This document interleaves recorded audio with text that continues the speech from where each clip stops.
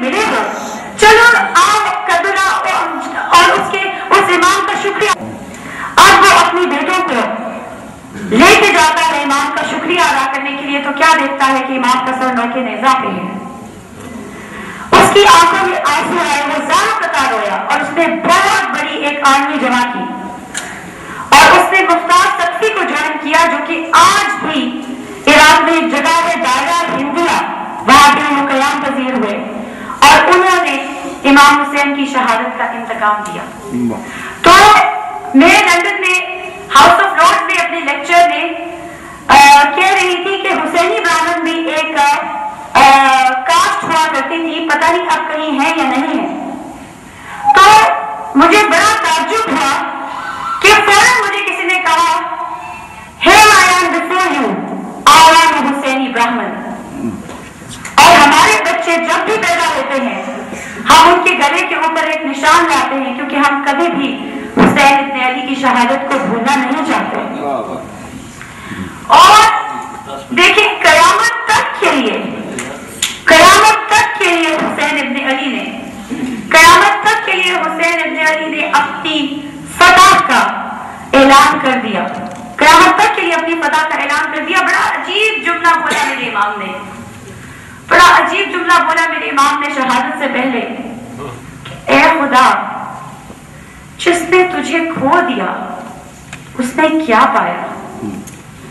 اے خدا جس نے تجھے کھو دیا اس نے کیا پایا، اور جس نے تجھے پا لیا اس نے کیا کھویا.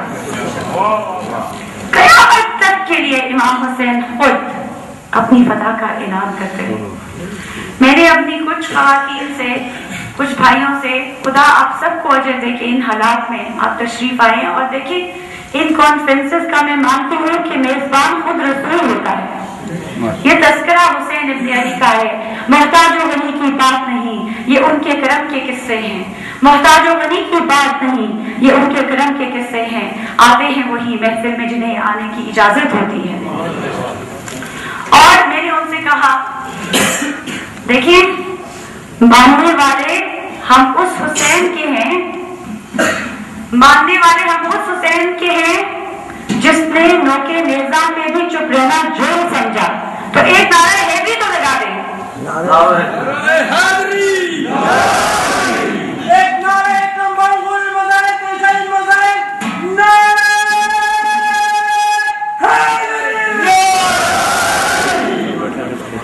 وہی تو میں نے کہا کہ قبرستانوں میں تقریریں نہیں ہوا کرتی، ماننے والے ہم اس حسین کے ہیں جو نوکے نیزہ پہ بھی چپ نہیں رہا. تو گزارش کر رہی تھی کہ میں نے دعوت جب دی تو انہوں نے کہا اف فرق پہنچنے کافی دور ہے، بچوں کو اٹھا کے لانا پڑے گا. تو تھوڑا سا روئی کیونکہ دل میں خیال آیا کہ کبھی سوچا ہے کہ 10ویں محرم کے دن حسین ابن علی نے کتنا سفر طے کیا ہوگا. حسین ابن علی نے کتنا سفر کیا ہوگا 10ویں محرم کے دن. دیکھیے مقتل گاہ سے خیموں کا فاصلہ 2 میل ہے. خدا آپ سب کو کربلا لے جائے. مقتل گاہ سے خیموں کا فاصلہ 2 میل ہے. اگر آپ 1 میل بھی لگا لیں تو 71 شہید ہے نا. آپ ذرا یہ سوچئے کہ کتنا سفر کیا ہوگا آپ کے بھوکے پیاسے حسین نے آپ کے لیے. اور جہاں تک بوجھ کی بات ہے، ایک بوڑھے ضعیف باپ کے اوپر ایک جوان بیٹے کی لاش سے بڑا کوئی بوجھ نہیں ہو سکتا.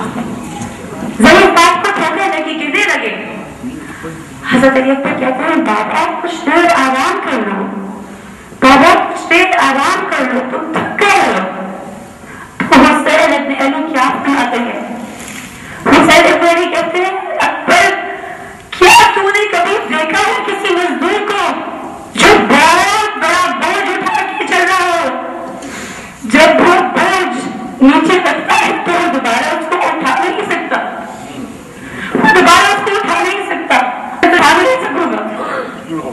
حضرت अली अकबर कहते हैं, बाबा इतना तो बताओ, मैं नाना मुस्तफा की शबीह हूं कि नहीं?